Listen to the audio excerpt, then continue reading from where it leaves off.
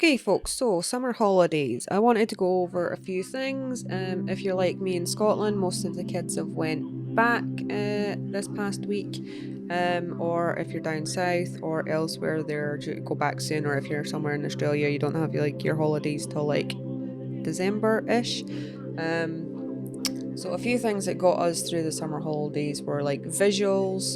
The littlest one, Eowyn, if you've seen the shorts, you know her face.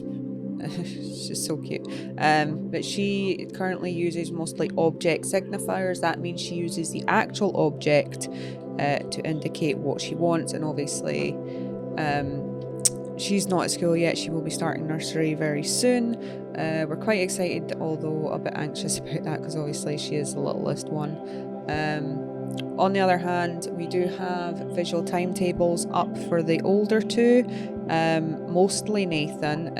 Isabel usually can get through with just a auditory reminder of things. So that can be really helpful in the summer holidays. Also, next, routine. Obviously, their routine will be changing. They are used to the routine at school and then the routine at home, and rinse and repeat, rinse and repeat, rinse and repeat for the whole of the term time. So when it comes to a big 7 week, absence from that, it can be quite daunting. So what I suggest is having a set routine of, okay, this is what our day is going to look like. These are the days we're going to go do activities. These are the days we're not going to do activities. And then you can limit that down as much as you need. So if your child needs a very rigid routine that looks like, right, we wake up, we brush our teeth, we wash our face, etc. We get our breakfast, we get dressed, and itemizing every individual thing that you need to do that day. If that's the sort of routine they need, that's great. If they can handle a more vague routine, as in we get up, we get ready, we go do this, etc. You just work it on what your child needs. Does your child need a more rigid routine where you have to itemize every individual thing that they need to do that day? Or can they manage having a more sort of relaxed routine? It all depends on obviously their moods, meltdowns, and whatever they're going to cope with that day. Also, reminders, whether they are visual reminders or verbal reminders. So if you are doing an activity with a child, will they be able to manage if you say, right, well, we're going to finish in 5 minutes, and then you keep reminding them, right, we're going to finish in 4 minutes, we're going to finish in 3 minutes, we're going to finish in 2 minutes, and then obviously when they're done, I'll finish. Will they manage to, deal with it that way, or would they need like a more visual reminder that, we're transitioning to the next activity, like maybe a countdown clock or a coloured in clock on the wall saying, right, this is when we transition from this activity to the next activity, and all that sort of thing. And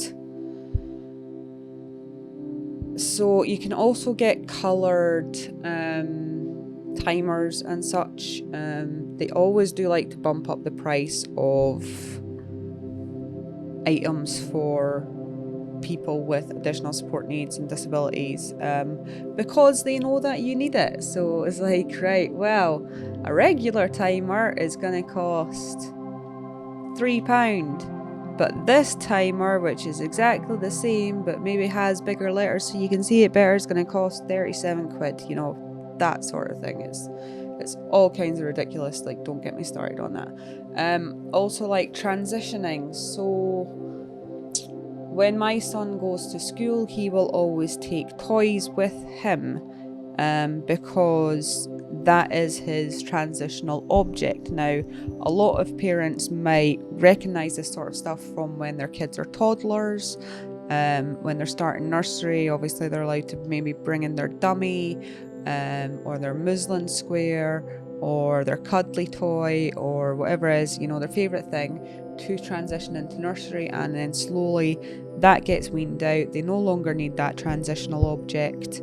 And then obviously by the time they start school, they're aware that they don't or aren't allowed to take a transitional object or their own belongings into school. Obviously, kids with additional support needs, that should be a reasonable adjustment. So if your school,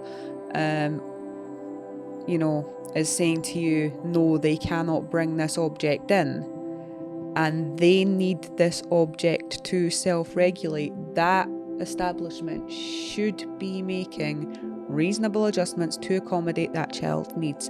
And you can explain to a neurotypical child that child A has additional support needs, they need this object to help them feel calmer in this environment. That's what helps them. Whereas a neurotypical child may just, if you explain it to them, they usually get it and they're okay, and they're, most of the time it's not like, oh, why can they bring this into school and I can't bring this into school, and etc. etc.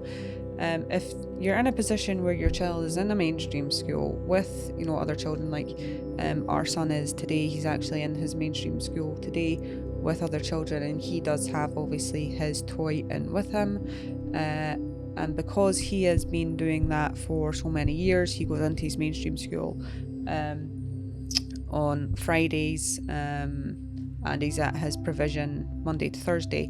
The kids are well aware of his additional support needs, what he needs to self-regulate, and it's like with any disability, if you just explain it to them, they're usually quite easy to adapt, and they're just like, okay, cool, right, okay, that it's not as complicated as people make it out explaining this sort of stuff to young children.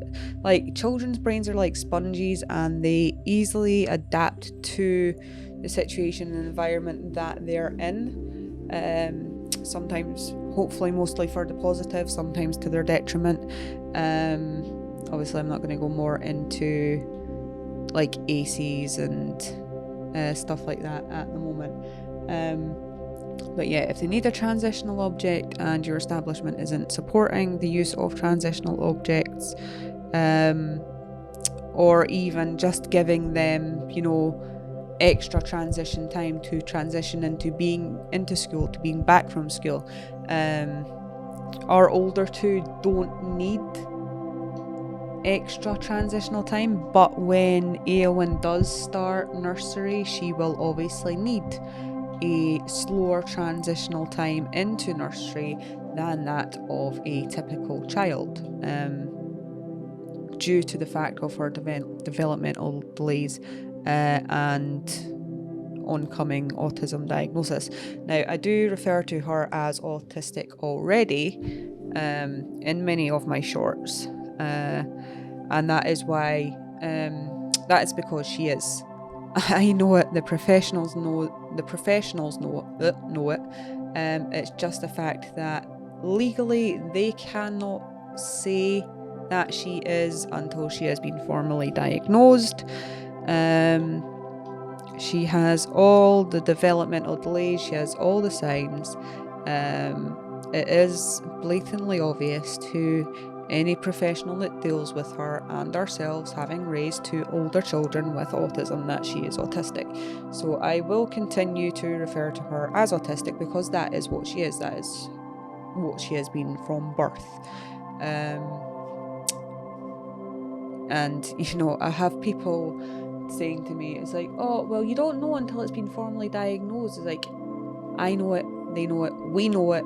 It's just a case of jumping through the formal hoops, and I am not gonna go through, oh, well, she's under assessment for blah, blah, blah, blah. It's like, oh, well, you might be finding a couple of, no, she's autistic, we know it, it's just, it is a fact. It's just a case of we haven't had, the formal words on a letter yet going, yep, your kid's got this, and I'm not gonna waste my breath going, oh, she's under assessment for this. And it's like playgroup yesterday, there were a few altercations with this other child. She wanted the blocks, obviously this other child wanted the blocks, so they couldn't co-play in a way that best suited both of them, which is unfortunate. But obviously then having to explain to the parent, it's easier to just say she's autistic than, oh, she's under assessment for autism and blah, blah, blah.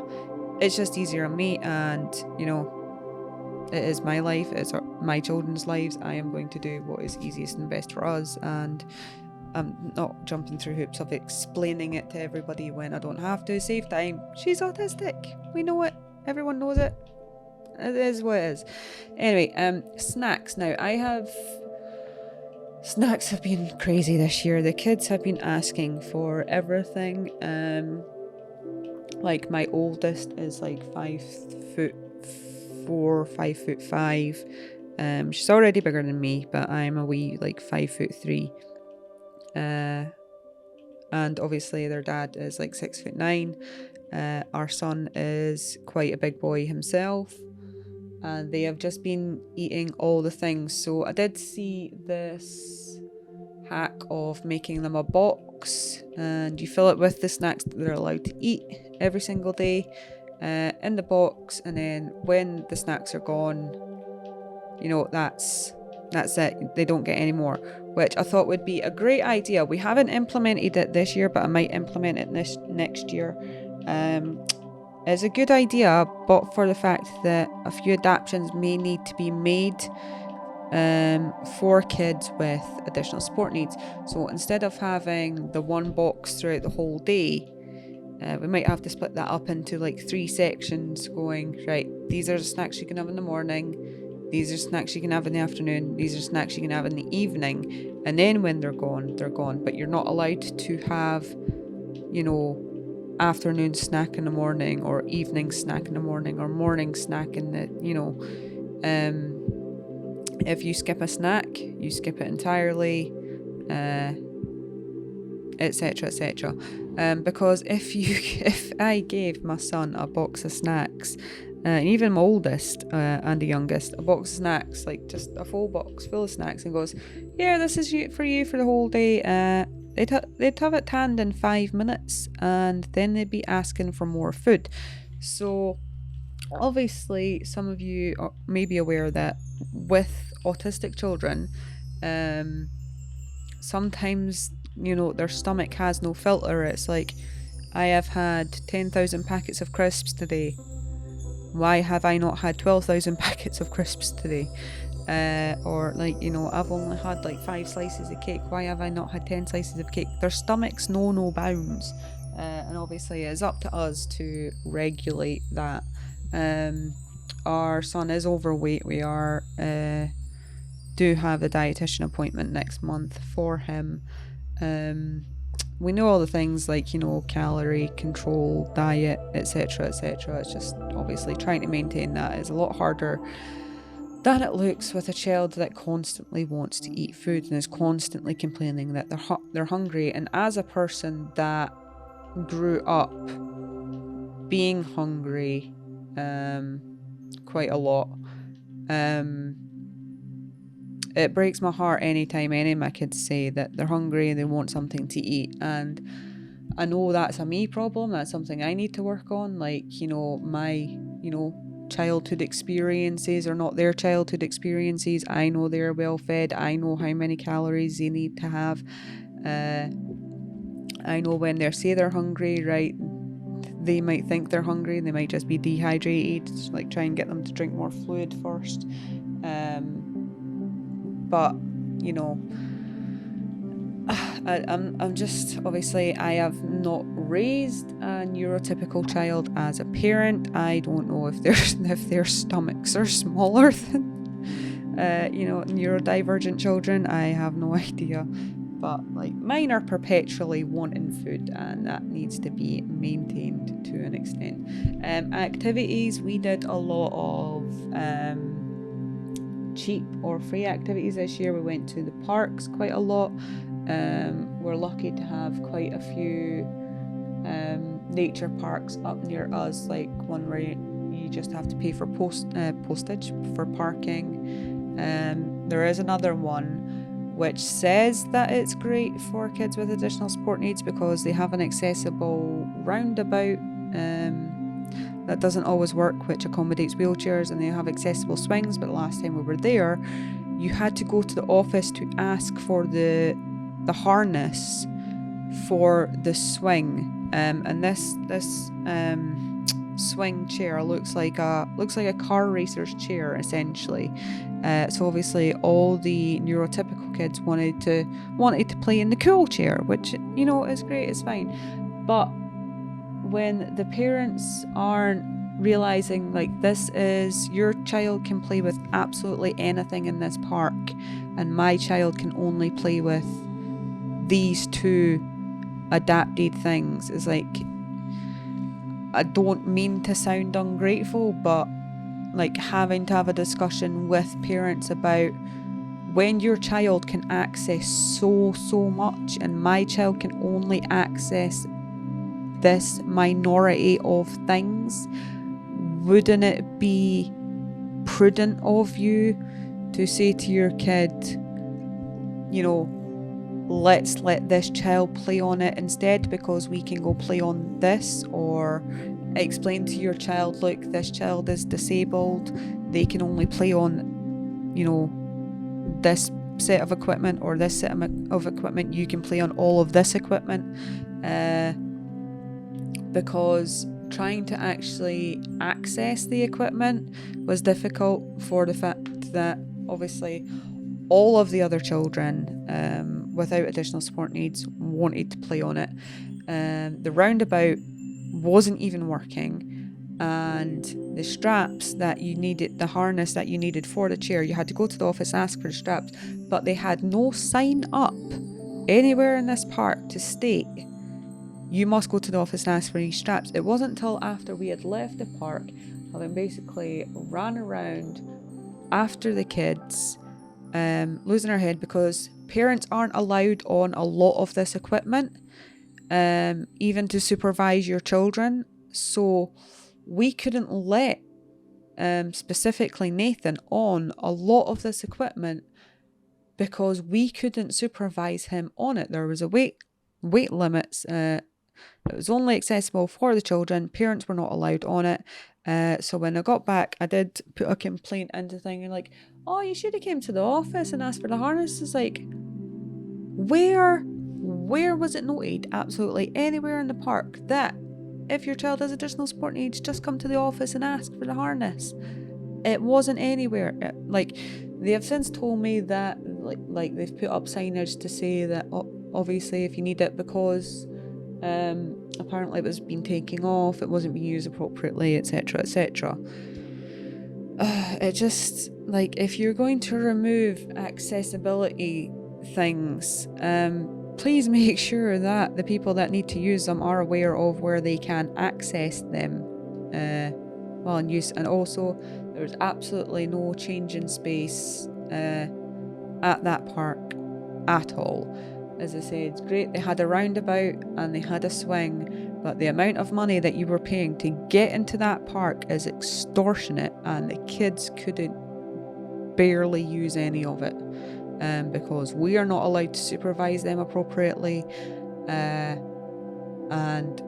either it didn't work or we couldn't access it because the harness was missing. So if you think you go to this park, the only thing you can access is this swing, and you can't even do that because they took the harness away and stored it in the office. It boggles the mind. But anyway, we also went to another family park, which you do pay to get in. I think we paid about £50 for the whole family. That is with concession rates. Eowyn got in free because she's under 2. And we got the carers / disability rate, which I think worked out to just over £12 per person. Obviously round it up. And that place was great. There's like a lot of accessible stuff there. Even the big castle fortress thing that leads up to the slide at the top. It has a ramp going all the way up to the top. It also has like cool netting in the middle that they can climb up if they so choose. Lots of the rides are accessible. Getting round to see the animals is very accessible. It's all on one level. There isn't really any stairs. They have additional support swings in the sort of soft play area that we spent most of our time in.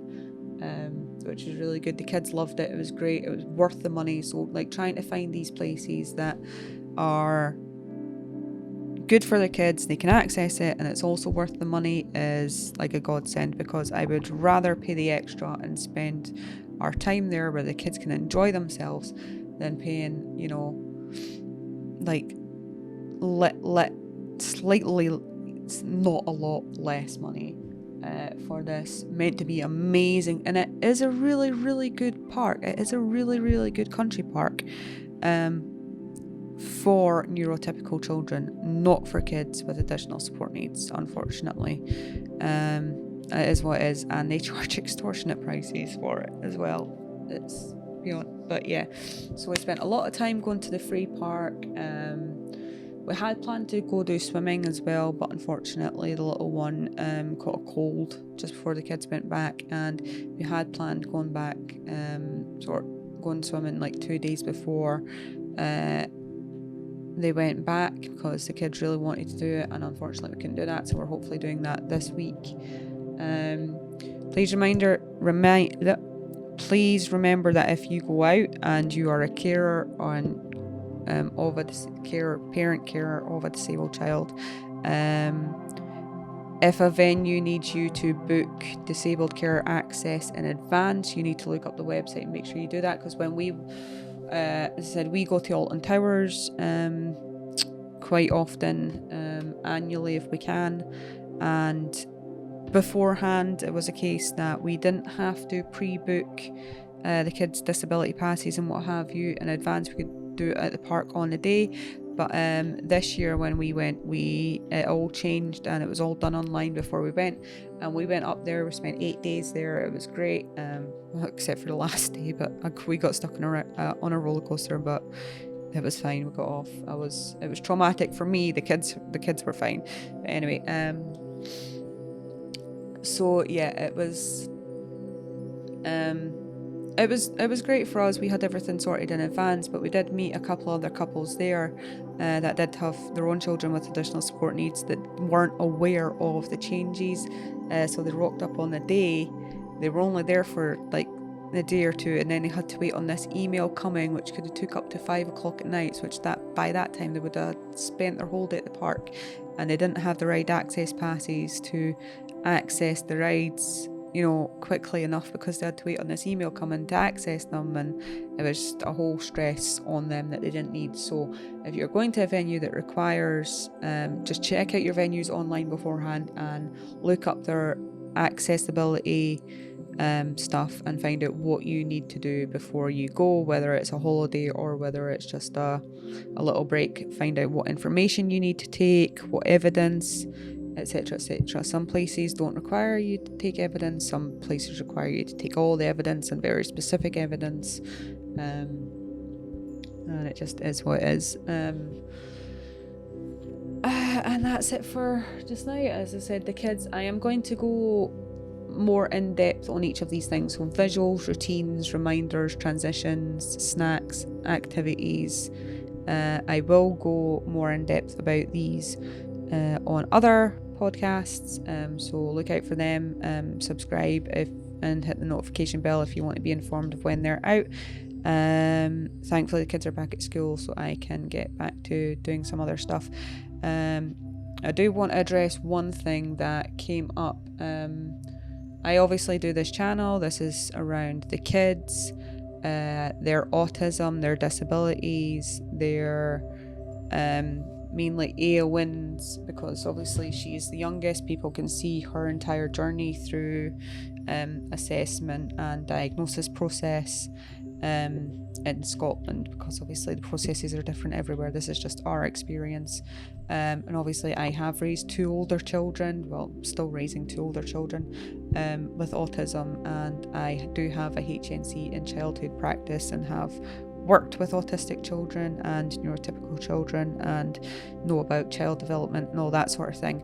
Now, someone came onto my other page, which is a Minecraft page. It is not for kids, and had basically a go at me, saying that what I was doing on that channel was not professional for a nursery practitioner or for, you know, a childhood development practitioner, etc. Right, that channel is for me. It is not for children. The content is not directed at children. None of my channel's content are directed at children. This is obviously directed for people looking for support for their children with additional support needs. And I do take a professional look at when I do this channel, and obviously there is no shenanigans or sarcasm, or well, there might be some sarcasm, or like cursing or anything in this channel, but the other channel, it's for me. It's what makes, you know, me happy. And when you are a person that cannot go out regularly and socialize with actual in life people, and you do a lot of your socializing, you know, online with your friends on there, you will know yourself. Your personal personality at home is different to your personality as a parent or as a professional, and that is the same with these YouTube channels. I will be or attempt to be, not making any promises here, but I will be as professional as I can on this channel, because this is about my children. This is about autism awareness and their developmental delays, disability, and hopefully helping other parents get through the same sort of situations and experiences I am experiencing or have already experienced. That is it. And my other channel is for fun, and if you don't like that sort of content, don't look at it. But please don't correlate the two to say that, oh, because you do this, you can't be good at this. You know, I could swear like a sailor and, you know, still be a saint. You know, one does not negate the other. Unless I was doing, like, you know, something like really, really, really bad, like, but I'm like talking about sarcasm and jokes and generally hanging out with my friends and making Minecraft content. So if you don't like Minecraft content, or if you don't like the sort of content I'm producing on that channel, don't watch it. A lot of the people that come to this channel don't watch the stuff I do on that channel, and that's fine. The two are not the same. They're entirely different kettles of fish. And, you know, as I said, me socializing on that channel and making that content is, you know, a completely different ballpark to the content I make on this channel and how I act and behave as a parent, as opposed to how I act and behave socially. But anyway, it is what it is. If you enjoyed this content and you want to see more podcasts, as I said before, please remember to hit the subscribe button, hit link, enjoy the shorts. And if you're a parent or carer, whether that's obviously biological parent, kinship carer, foster carer, adoptive parent, or anything like that, of a child with a disability or additional support needs or autism specifically, I do hope that you find something in this channel that can help you a little bit. And if you have any questions on anything specific that you want to know about obviously childhood development or autism or anything like that, please leave a comment in the description and I will try and get to them at the start of the next podcast. Okay, thanks for watching, folks.